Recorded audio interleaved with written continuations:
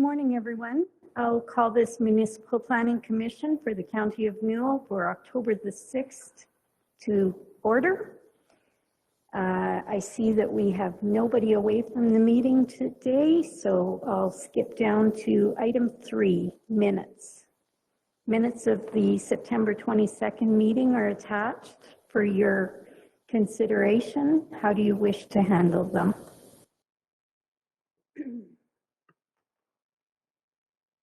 Holly. I'll move acceptance of the minutes. Thank you. Any further discussion? All in favor of Holly's motion? That is carried. I will call for post-agenda items. Seeing no hands, I'll slip down to adoption of the agenda. Lynette. I'll move to adopt the agenda. Thank you. All in favor of Lynette's motion? That is carried. Development report. We have a report in our package from staff. Are there any questions or comments related to that report?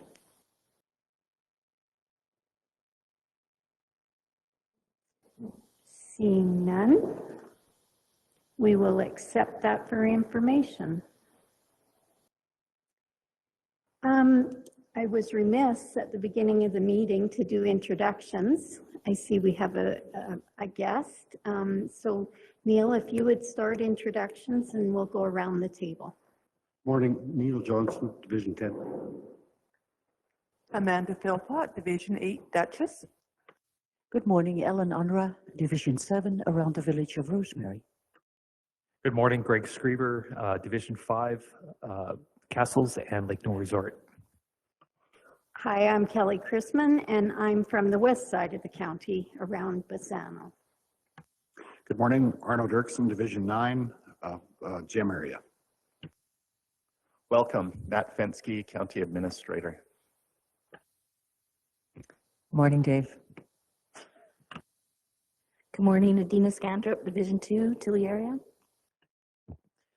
Good morning and welcome, Dan Short, Division 1, Rolling Hills. Hi, I'm Lynette Kopp, Division 3, Patricia Millicent area. I'm Pam Elliott, Admin Assistant, Planning and Development. Sandra Stanway, Brooks Bulletin.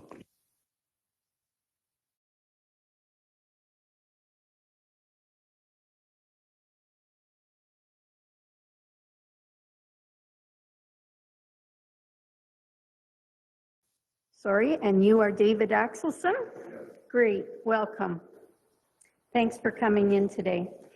I would like to entertain a motion to lift our subdivision discussion off the table, please. Holly? I'll make that motion. Holly moves to lift item 8.1 off the table. All in favor of that motion? That is carried. Going down to 8.1, Maria, good morning. Good morning, thank you. So this parcel is in Division 4, 3.5 kilometers southeast of the hamlet of Scandia. The parcel contains a house, a modular home, a Quonset shop, and several sheds. And the hay storage shed currently overlaps the subdivision boundary, as you can see in the attached map. And it has been indicated that this will be removed by the applicant prior to finalization of the subdivision. The house and modular home are currently being serviced by the dugout that's located across the road for potable water. And both dwellings are being serviced by individual septic fields. The applicant is proposing a new pivot system and has indicated that the new system will not encroach onto the proposed subdivided parcel. There is one abandoned well on the subject parcel, but it's not located within the proposed subdivision. There are also wetlands present within the subject lands, which means that the applicant may need to refer to those and Alberta Environment when developing further. There are no environmentally or historically significant areas located on the proposed parcel. So since this was discussed at last week's meeting, there has been a few additions to the conditions to be considered. That all outstanding property taxes be paid, that the applicant registers an easement for the conveyance of potable water from the dwellings to the dugout in the northwest of 15-15-15. That the applicant enter into a development agreement with the County of Newell. This condition is on there. It goes on all the subdivision applications. If a road approach needs to be changed or something of that nature that's brought up by municipal services, then prior to finalization of the subdivision, administration has the ability to put that agreement on title to ensure that those works are completed to the satisfaction of administration. That the applicant remove the encroaching hay storage building prior to the finalization of subdivision. So he would just have to prove that that has been removed before we do the final endorsement and that the subdivision is sent to land titles. There's also another option to reduce the parcel size to approximately 20 meters from the south side of the existing mobile home, so that that corner changes, that south corner, which is an option. It is recommended that the subdivision be approved as presented in the current state based on the information that the applicant gave for the pivot layout, the new pivot layout. But the applicant is here to answer any questions. Thank you, Maria. Mr. Axelson, would you like to come forward? And Maria will set you up. My first question, Maria, by the recommended dots, squaring off the, would it not make more sense to go on the other side of the access road? I'm thinking of future, if this property is ever sold. Now the agreement for access is dealing with two property owners, right? So I'm just wondering why suggest on that side of the road allowance?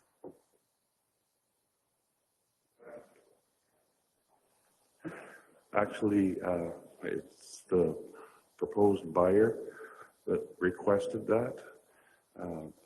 Because of his setup, he will not be, he's shortening up the pivot, existing pivot, and adding on a corner arm. So he'll be folding that back through there and won't be able to reach that corner.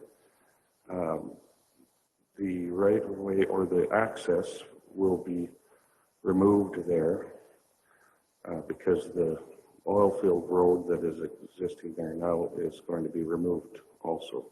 They've abandoned the well and will not need that access. And we have permission from Torkson here that approves that. Okay. So questions, Maria, from our last meeting.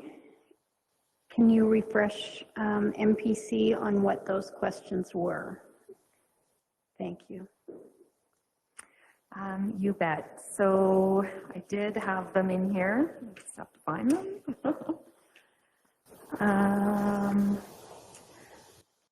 Okay, so in the minutes, MPC asked if the applicant will be applying for rural water, and it was discussed that we had discussed that in the office, and that was the applicant's prerogative. MPC had asked questions regarding the odd shape of the proposed subdivision, as well as why the extension to the south crosses the access road. The applicant has sent a letter to me, and I received it this morning, so unfortunately I wasn't able to put it in the application, but Torkson has written a letter saying that they are committed to working with the landowner to amend this access road. And they're looking at the potential of coming through the southeast of 21, so the quarter to the north, to reach that well site. So that whole jag would be able to be removed and then added into the irrigation, as well as removed out of that subdivision.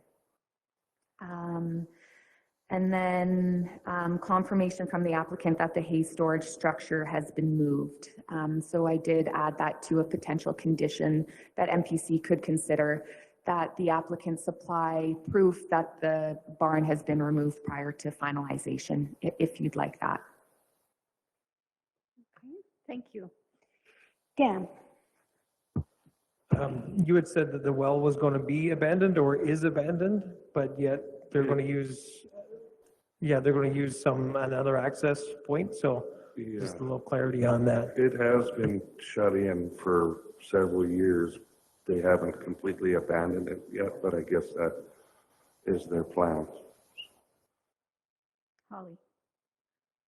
Well, I was curious about that because I could see the access road and the well site. So I called Torkson and my contact there, and he said it's suspended and they're still going to access it. So I'm curious, Maria, how that happens. The AER says it's abandoned when it's not, because we can see the wells and access road clearly. So they're not giving, it sounds like you, accurate information when it's actually suspended. So where does that leave us at? Yes, go ahead. That's a good question. So when a subdivision is applied for, part of the application is an abandoned well site map. So this map is information that you get from the AER. So it's showing that there is an abandoned well site right here. So that is separate from the suspended well site that's attached to that access road. So an abandoned well site is one that's really not on the books, but the way they abandon is they cut it and cap it. So there is still something deep into the ground. So that has effects on where development can be. There needs to be, if someone wanted to develop in that area, they would have to locate exactly where that well bore was and ensure that they're not building right on top of that abandoned well. Holly? So I'm confused. I thought you were calling the well in the north the abandoned well. So that well was not even, the fact that well and that access road is affected by the subdivision never came up in the application process. Should it not have been on them? Because I'm just kind of confused now. Because that access road is affected by this application and Torkson's taken care of it. So that's not a problem. It's not a problem in this case. I'm just now confused why that was not part of this, because I thought that was the well we were talking about. I didn't realize there was a second actually abandoned well on the site. Have I confused you now? Go ahead, Because I might Maria. have. So the active well sites, I guess, should be considered when looking at changing property lines. But that's really between the landowner and the well site. They have the lease agreement. That's not something that we have in the past taken into consideration. Torkson or any well site owners are sent the application. So if they did have any major concerns, they could contact us prior to the decision being made. I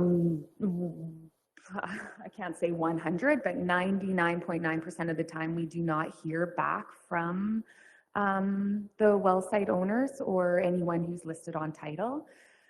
The caveat to that is abandoned well sites are no longer on title. And so that's why this map needs to be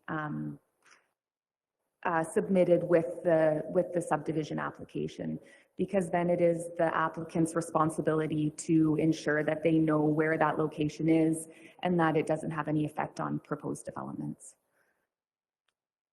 Is that okay? That was a really good answer. I have a question for Dave, actually. Why is that little jag at the top? Just pure curiosity. On the west side? I should probably ask Stephen that. He just wanted as much as he could get along there, so cut back a little bit and follow the tree line was kind of his idea. How will he access that field now that the road's out? You were taking the road, or how is he going to get onto the field? Well, he has access on the southeast corner, and he's planning on access from the quarter just north of me too. Okay, so we're talking about a third party here. That means you own the property now and you're planning to sell it? Is that, am I following you? Yes. Okay, all right. That's why I'm applying for subdivision. I see. Want to keep the Okay, yard. thank you. Arno had your hand up? No, okay. Neil? I think this is the best use for this corner. Just by the looks of it, it's not that great a ground, and I think the bases are all covered.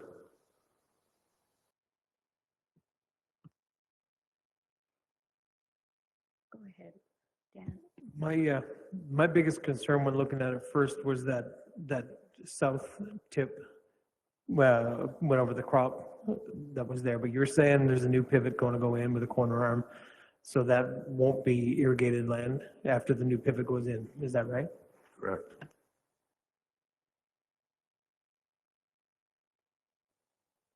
So we have Maria. Just to add to that, the EID has sent a letter stating that if the subdivision is approved, that all irrigated acres need to be removed from the subdivision, so then it can no longer be irrigated legally for that.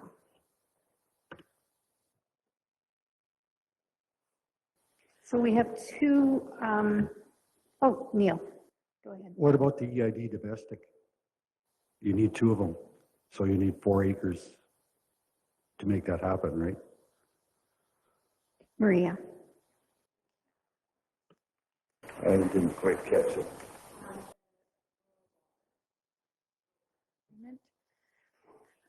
So the EID did say to be granted a rural water use agreement for the proposed subdivision, the applicant must return a minimum of 2 irrigation acres back to the EID and pay the applicable annual fee. So I suppose that's where that trade could happen. Yeah. And the decision, I guess, lies. He needs 4 acres though, 2 for each, right? You'll need 4 acres of irrigation, 2 for each subdivision, because you Okay, yeah, He's, whatever's required. is that a condition of the? go of ahead, this? Maria. That was a condition for the neighboring subdivision as well, that and the EID actually has they need to consent to all subdivisions. So once MPC approves the subdivision, then the surveyor also works with the EID to ensure that all of their conditions have been met. With all lands within the Eastern Irrigation District and thus the County of Newell, they have the final sign off as well. So if they don't sign off, then it can't be finalized at land titles. Yeah. Thanks. Okay, so we have 2 suggestions here. We have the applicant's suggestion with a pie-shaped piece to the south, I believe it is. And then we have staff's recommendation that it not be a pie-shaped pointed end. So we have 2 options here.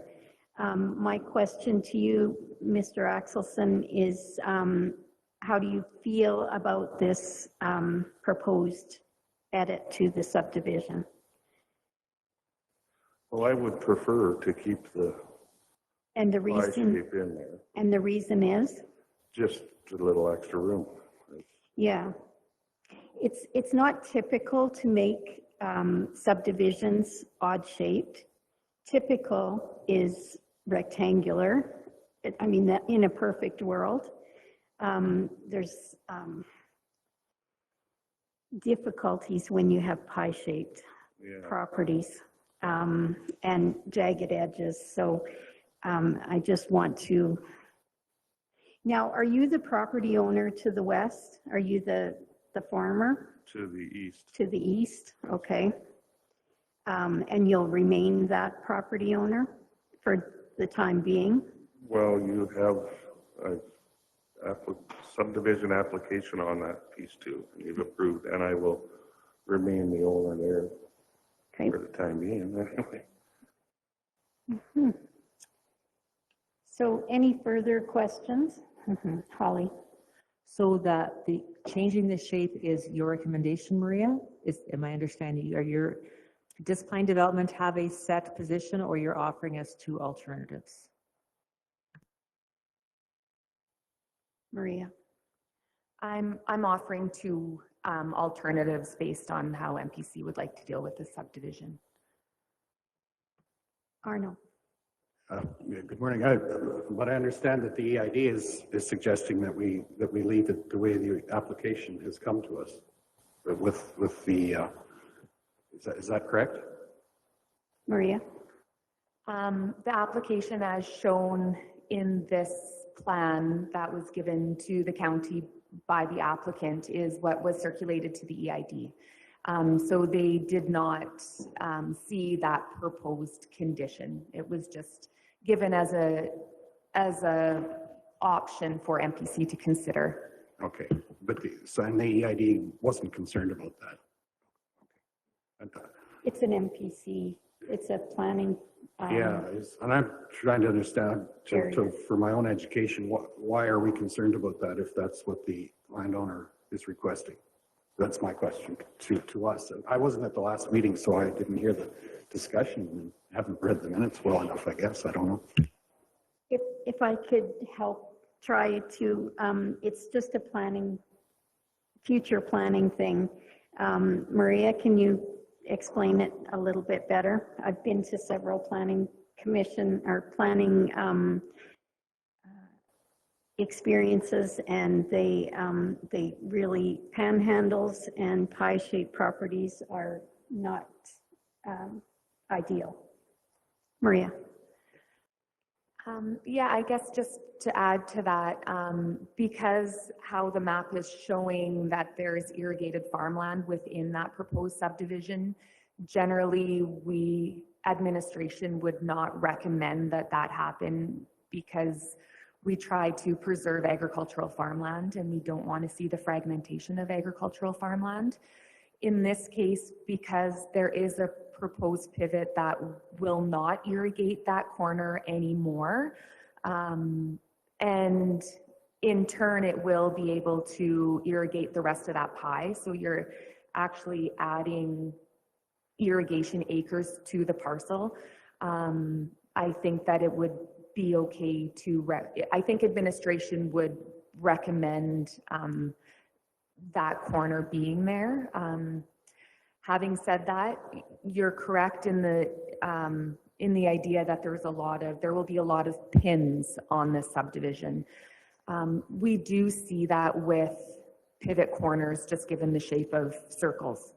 So it's not always easy to find corners and property lines in the future, but there's surveyors for that, I suppose, as well. Yeah. I think if we take it out, it's just going to be a no man's land. It'll just be a weed patch down there. Now it stays with the subdivision and somebody has to look after it. Dan? My concerns from looking at it originally were that it was encroaching on farmland and that a pivot would be overlapping the acreage, and that the property line actually goes through the hay shed. But with the new information that you've given us, those aren't issues. So I'd be all for giving you the shape you were originally asking. But definitely, I think we would be doing our jobs right if we said it's okay to put a property line through the middle of a shed and then just let it be. So I think, yeah, and you plan on taking it out. So I think that needs to be a condition that it does have to go. And at that point, I'd like to move that we approve the subdivision as requested with the condition that the hay shed head removal is a condition that has to be met first. Dave? Excuse me, I have one question about the hay shed. My communications with the buyer is that it will be removed, but it was going to be a winter project. Now, is that a condition has to be moved before we can approve this, or? Maria?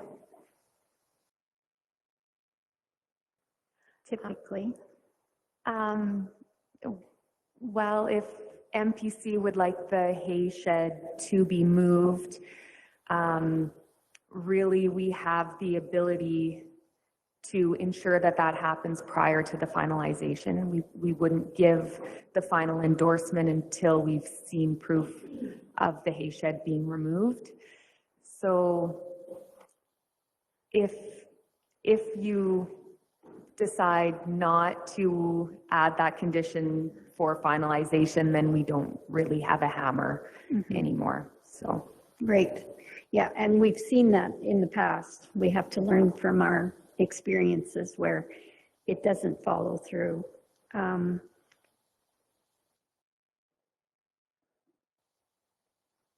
We have to be mindful of that. We have nothing to go back on them with, especially with the new owner. You know, very soon we won't be dealing with Mr. Axelson, we'll be dealing with somebody else, so. Neil? That's in Dan's motion, though. The condition's there. Yes, but Mr. Axelson is suggesting that the sale be able to go forward without the barn being moved, and that's not part of the motion. The motion is the barn would have to be removed before title could be. Great, and I agree with what you just said. We're in a tough place here, but that thing's got to be moved first. Yeah, okay. So we have a motion. We also have a letter. I'd like that letter to be read, Maria. You said that Mr. Axelson provided you with a letter this morning. I think MPC would be remiss if we had information that didn't come to us before a decision. That was the letter from Torkson. Oh, from Torkson. Yeah, stating Okay. that they are committed to working with the landowner and moving that access road. Okay, yeah, thank you. I misunderstood you. We have a motion. Any further conversation on the motion? Dan? Just a quick question. If we proceed with that motion and then the hay storage removal be in a condition, how long does that hold you up? How far are we away from actual finalization? To have the building removed? No, until the point where everything is done with the subdivision approval and the whole process for the sale, except for the finalization because of you need to meet that last recommendation. Is this it? Like, is it final today if we took that recommendation off, or is there still a whole bunch more to go through?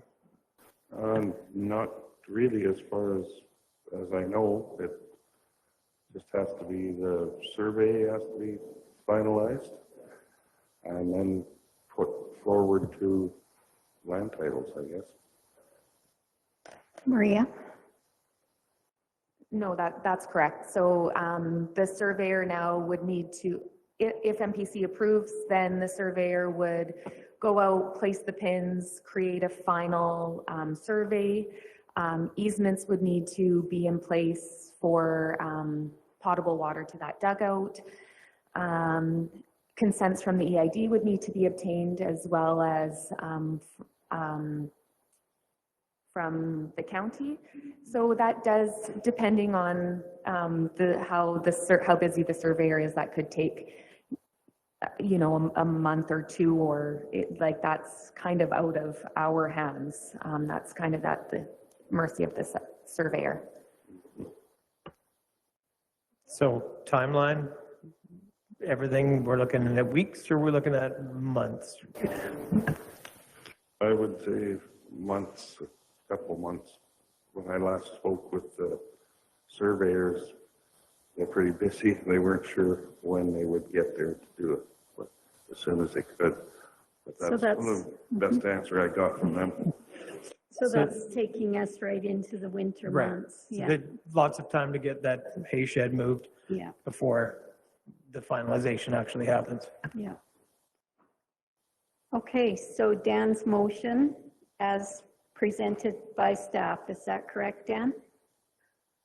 Excluding condition 6, that the proposed parcel be reduced to size approximately 20 meters from the south side of the existing mobile home, which is that dotted line, right? So take that condition off and let him have it where he wants it with the full point. And then as written. Good clarity. Okay. MPC, any further questions? All in favor of Dan's motion?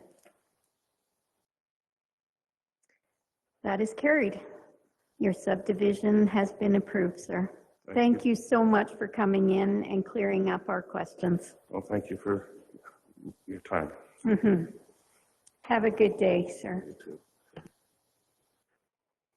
In camera, any conversations to be had in camera, MPC? Seeing none. Any questions? Todd, any questions from our online viewers?